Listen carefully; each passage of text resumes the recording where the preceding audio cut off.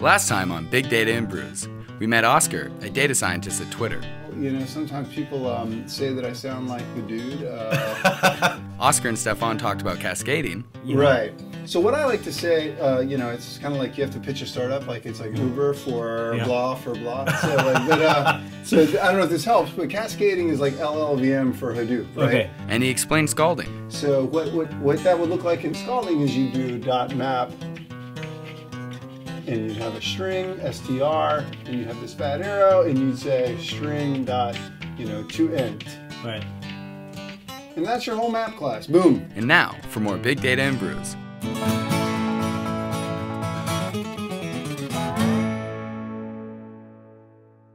Welcome back to Brews and Big Data. Well, Big Data and Brews today with the head of the Scalding project, Oscar. And I want to learn more about Haskell. Okay. That's your favorite language? It's my favorite language, absolutely. Why is that? So, I used to have this false idea that it was like, well, when I was like young and naive, that it was almost like executable mathematics, I would sometimes say. Okay. And it's sort of close. Ironically, I gave a talk about a year ago that programming is not math, and they are distinct things. But Haskell is a very mathematical language, and its type system is strong enough that like many classes of errors just like are totally removed. It gets you thinking about how can I write my program in a way that when the compiler runs, many types of things can't even be wrong. Okay. A lot of these ideas are still kind of getting out. I mean, I have to. It's exciting time really because I think programming is changing a lot in even like 5 or 10 years. But like, I mean, a simple idea like this is a really simple one. In a code review, I really give someone a hard time if they take just like a long, like an integer as a parameter. Yeah. Like, what does this mean? Right. If you're working what should it be? What should it be? So it probably means something. Like it's like users or meters or whatever. Right. There's some unit associated with it. It's probably not a pure number. Right. But if I lose track, if I have a method that takes 4 parameters and they're all ints, it's so easy to get the order wrong, right? Yeah. Like each of them should have like they're like how many cats? There's a class that's like a cat count. Yeah, and then there's another class that's like you know feet, you know whatever, and I pass those around. A compiler should be good and strip those things away. The Haskell compiler is good enough for that. So you can say that like meters also has like a double hiding behind. Right. And the compiler can say every time it saw meters, really it was a double. Right. But while you were working, it could make sure that you didn't pass like a foot to a thing that took a meters. Yeah. That's a really nice thing. Scala is getting that a little bit. In Scala 2.10, they have a similar feature. I think Java is like opening up to this idea more, but like Java is weird. It's like the language, like it kind of encourages you to do one thing, but it's like private method. Never mind, let me get the reflection. I'll do it whenever I want. So it's a little weird, but yeah. Yeah, I think the way you described it, code that I always enjoyed reading was very expressive in that way, right? Where it almost tells you a story. Yeah. Right? It's not long, but it's actually the cat that comes along and you know, you can read it and it's beautiful and you're like, you know what the actors are that actually going to, you know, that little story of transformation. Anyhow, I think that's exactly right. Esoteric, but and I think that that's another cool thing about MapReduce, that like you can often think about these about your calculations in that way, and you're not like over concerned with like twiddling bits. Like now take this and send it to machine 5, and then ask them that register. MapReduce forces you to think of a structure of your problem. There's somewhat of a story here, you know. Yeah. So let's talk about the project. So how long, how old is it? How many people are contributing? How's the community? Yeah, those are good questions. We had a version that we liked really well. So I joined Twitter. So we released the code almost exactly 2 years ago on GitHub, but we were using an internal version of that for about 6 months prior to that. And so it's been in production at Twitter for quite a while. And now we develop it on GitHub, and the one that Twitter uses is the jar that we publish, so we don't have any secret sauce. It's not like the Facebook Trop. No, Michael over the wall model. Yeah, Michael Stack called it the Facebook drive-by code drop. Yeah. It's not a drive-by code drop. I really don't believe that works. It doesn't no one wants to contribute to a project like that. It doesn't work. Right. And we get a lot of benefit from interacting with that community. So we have about, last I checked, something like 65 contributors to the project. Okay, wow. We have several people who have commit access that are not at Twitter, even though it's not it's on the Twitter GitHub page. But yeah, people who've shown that they have good, skills, and they like a real open source project. Right. Chris Severs at eBay. Some people at eBay use it a lot. Some people at Etsy. There's several people who've kind of handed it off over the years there. But yeah, so it was released about 2 years ago. We've made a lot of additions along the way. We have a couple of different, a couple of different APIs. Some people like more of a R, like a data frame model, like a pig or kind of a tuple model that kind of Cascading gives you on the other side. We have an API that's very similar to Cascading in that way. We also developed one for more systems programmers that are building like data pipelines that they don't really want data frames. They want to think about like they're going to move just large amounts of data around, log pipelines, things like this. And so this has more of a stronger functional programming feel. And we also have a linear algebra API that I really like a lot. I don't advocate that one enough as much as I should, but it's really, really cool. You can write down matrix products, you decide what you're going to do, and then behind the scenes it will actually find the optimal order in which to multiply these matrices. It's really, really cool. So you have your own graph optimizer behind it? Well, we've actually only used the graph optimizer for the matrix planning. Otherwise, we rely on Cascading. And on the new project, which is the kind of the real-time Scalding, which is Hummingbird, it also has a graph optimizer as well. Okay. Is Cascading, I think Chris talked about this at some point, opening up the graph optimizer? He's talking about that. He's done steps towards it. They have a new interop with SQL. I saw that. Optic. So they have a thing on top of Optic, which is called Lingual. And so happen to know that. Yeah, I'm sure you know Julian Hyde and so forth. He's probably come and had several beers, or he should. He should, yeah. So that project is going, and so Chris is making that easier to do. But right now, there's still only a couple of main planners underneath Cascading. We're toying with the idea of doing a Cascading on Spark. Implementation. Okay. So we can keep all our old Scalding code without any changes whatsoever and run it right on Spark as well. We're still kind of hashing out whether or not that makes sense or not, but it seems like it's a pretty good idea, so we don't have to throw away a lot of old code. Yeah. Cool. So what is the kind of the feature area? Well, you just said the linear algebra stuff, but what are the major cool features, right? So if you want me to talk you into so I guess like the major cool. I mean, honestly, like.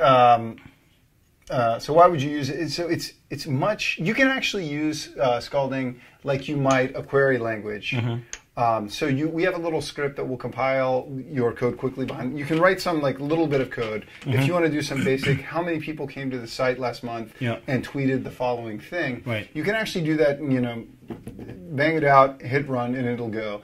We recently merged a REPL. You can even submit jobs to the cluster right from the REPL. The command line, So these are things you can't really do with Cascading very well. Cascading, you're probably going to set up a whole project and ID. It's going to be a big thing. Like a build system and build a jar and drop it. Exactly. So we can make a quick query. So that's one advantage we have over using Cascading by itself. For bigger data pipelines, I would say the biggest advantage is that we have it's not easy to engineer around this. I don't blame Chris at all that much, but like Cascading until very recently didn't have a very strong type model. So once you put data in, they're just objects. And later on, it's very easy to get this wrong. So a lot of new programmers will have class cast exceptions, etc. And so Scalding will keep track of the types, and it will say, okay, that's not. How do you do this technically then? So I mentioned that we had 3 APIs. One that's very close to Cascading. That Cascading one, it can only keep track of the types within your functions. So it sees what comes in and what comes out, and obviously it can keep track of that. But then there's the other one that I mentioned for systems programmers. We just call this, not very imaginatively, the typed API. So that keeps a Cascading pipe inside, and it has this other object that's wrapping it. It really doesn't do anything other than hold the type information for the compiler. And then when it comes time to run, that all is removed. Much like a compiler would if you're of course. And we hand that over and it runs. So you basically put it into one class to make sure that the compiler then so you basically push it down to did you do like any class inspection something. No, we haven't done that yet, but I really want to. So why would we want to do class inspection? So we had this nice. This is a fun programming challenge. If you ever have some people, like everybody seems to want to do this. So on the analytics infrastructure team, suppose I come to you. It's a kind of a classic database problem, but I'll give you a Boolean formula, a bunch of ands and ors and whatever. And now some of these variables are really expensive, and so you want to factor this Boolean formula into an equivalent formula that only uses the cheap variables first and ands that with any of the expensive ones. Why would you care about something like this? It's so if you're going to do a join, and if someone makes some complicated function afterwards that has a filter effectively, it would be really nice if we could just go ahead and pre-filter before we do that join. Exactly. If you're just dealing with objects in Java, you have you don't have it's really hard to map it onto this. So we keep threatening to decompile, use like ASM to look at the fields of the object, to look at the function that we have in our hand, and if it's only accessing like non-abstract classes or it gets really complicated. But if it's only accessing objects that we know on the class path don't have any subclasses, then we can say that it's safe to actually do this projection before. That's really interesting. I'm not sure if we should geek out that much, and I'm not sure how much, but it's kind of fun. ACM is a lot of fun. There's a whole lot of things, a lot of cool things you can do. I work with one of the main guys for the Parquet project. And Julian, he's really geeking out on performance a lot. So Parquet is a columnar storage for Hadoop. It's a really big win. But a lot of the speed gains he's gotten is he has a nice library called Brennis that makes it really easy for us to write ASM code generators that will generate some of these codes at runtime. So we're starting to do this a lot. I touched all on this in my long time ago at Hibernate when that was all very interesting around SQL. Right? So what are kind of the use cases? What are the things that you touched a little bit on, like log file processing, but are there any cool implementations that are public you can share? Scalding that you use at Twitter. What was it you using for? Well, I think it's easier to program at a larger scale, so it means that in some cases people just build bigger things. So Chris Severs at eBay has a GitHub thing that will do matrix factorization. So matrix factorization is that we have this this matrix. Often we write it. We imagine matrices that are tall and skinny, and maybe the width of them. So they're skinny. So maybe they have 10K columns, but maybe they have tens of maybe 100 million rows. So you can kind of think of users and like movies. If you want to make a movie recommendation, And so we want to say that this matrix here is approximately this other matrix that's really skinny, and then has this other thing like that. That's a product, right? So if we were to go and multiply this out, this matrix here, it has the same width as that one, and that has the same height as that one, but it has some hidden dimension here that's R rows wide. Maybe that R has 200 dimensions. And these are the kind of those are the you can kind of think of each movie has one of 200 characteristics. And for each movie in our database, they each point a little bit in the romance direction or whatever. And then each user is interested in various different amounts. And we observed this one over here. So when we showed you, I'm going to mix my we're going to go away from movies and go back to tweets. When we showed you a tweet from Britney Spears, did you click the favorite on it? Yes, you did. Or over here, and then a retweet or whatever. Now we want to reconstruct an estimation of this matrix from the product of these two.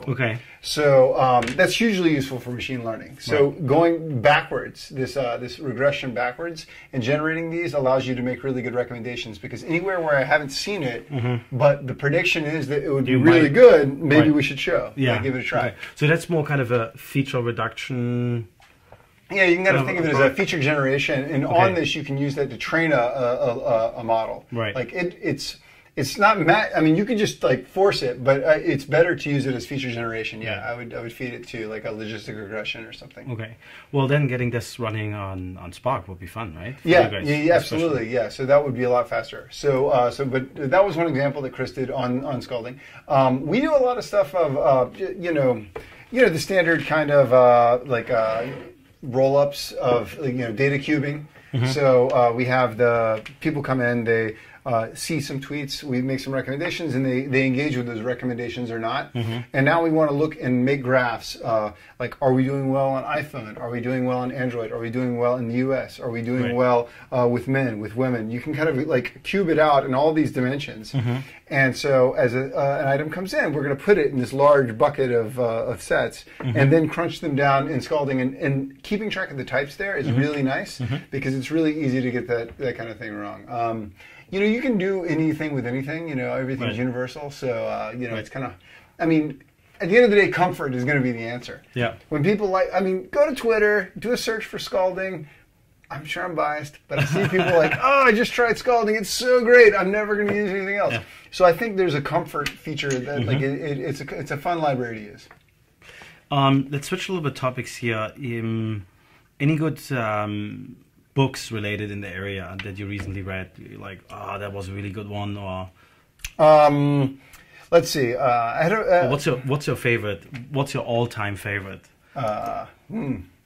All-time favorite. Painters and coders.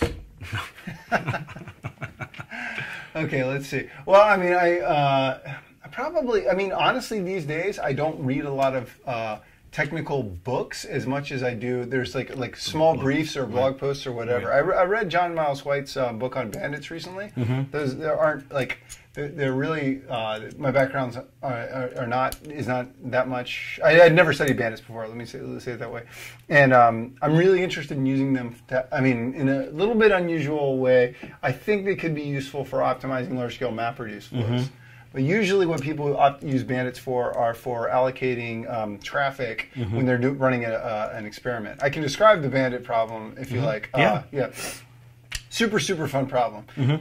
You go to Las Vegas, there's a bunch of slot machines in front of you, and you want to get the one that's the best. Yeah. But the only way you know if it's good is if you play a little bit, right? Yeah. You have to spend some money and pull the lever and see how good it is. And after a while, you have to decide, like, actually, this one doesn't look so good. Yeah. So you have this tension between spending money to learn information about how good something is versus the desire to get the most out of the thing that is best, right? So Bandit's just a name. I guess it's an old name for a slot machine, the one-armed bandit. When you have many of these, this multi-armed bandit problem, what's the best algorithm in order to get your best return? Right. And you can model so many things this way. Like a user comes, and maybe I did this recommendation, you did another recommendation engine based on, say, cosine similarity, another common system. How much should we route traffic to each one? So we only can learn if mine's better by actually showing it. Right. But if I keep losing and yours is good, we need to stop showing mine and just get the most out of yours. Yeah. So bandits are good in this way. And I think they could be interesting for JIT compilers. So if I have a bunch of equal logical representation of code, or equal representations of a MapReduce flow, there's some transformations you can make that are equivalent. Like if you know that if you did some kind of expansion followed by a filter, you could have in some cases moved that filter before and then done a different expansion afterwards. Okay. There's some kind of there are a lot of little algebraic kind of things that the simplest one is that if you have A times B plus C, you could have also written that as A times B plus A times C, right? So which one of these is cheaper? Yeah. For a big matrix, if these are all matrices, they could be different costs, right? So a bandit could allow you to say, but it cost me something to test. Yeah. So Bandit could allow you to say, let's try a little bit, but we keep running these flows over and over again. So one day we tried it one way we tried it the next. Quit trying the dumb way. Do it this way looks better. Yeah. So I've really been interested in using bandits for optimizing MapReduce. Interesting. Yeah. I have to learn more about that. Yeah. So John Miles White's book. Okay. On bandits. It's an O'Reilly text. It's very thin. Perfect. This author in the middle. We'll put it on my Kindle for the next airplane ride. If you look into the future, what's next? I think it's a good question. I don't know. Drinking more beer. Drinking more beer. So I'm really excited about people getting good at programming large numbers of computers, and I think that we're still kind of we're still in early days. I mean, 3 years ago, people weren't very good. So I think that's like a big deal. Like I'm much more knowledgeable about like probability theory than statistics. So if you don't really know much about statistics, you're always like, oh, those two sound like the same thing. So I've only recently at Twitter really been getting more into machine learning. But one observation I have as someone who really cares about like abstractions is that machine learning doesn't seem like we're to the point where we're really programming with machine learning. So I'd like to see that happen. I'd like to be somehow a part of that where, like right now, if you want to like make a new model, like you just, okay, I guess I'll reuse all this code, but I'm going to start from zero. I'm going to build the model. I heard from somebody that this like I should use logistic regression and maybe I should use these features, but you don't have any libraries. Imagine like you learned a lot after you were born. I imagine you seem quite clever. So, but you have all these circuits that most humans came with. So we're not doing any of that I can really see on a large scale with machine learning. Where I can go, you've got some great featureization libraries. I'd like to use your featureization libraries and then add some more features. And like share, like how do we featureize? And then like you've already trained this model that can featureize a lot, can produce these very highly refined features, and now I want to take those and plug those into my next thing. I don't see us doing that yet. So when we start doing that, I think recommendation systems can get really, really, really good. Great, and I think recommendation system are the future. I definitely like. Absolutely. Interesting. Well, thank you so much for the drinks and really fun conversation. I definitely will check out the book. And I guess next time I have time to code, I will definitely try a little functional programming. Try some Haskell. Learn you a Haskell for great good. I will. Thank you very much for seeing Big Data and Brews with Oscar from Twitter. Thank you. Cheers.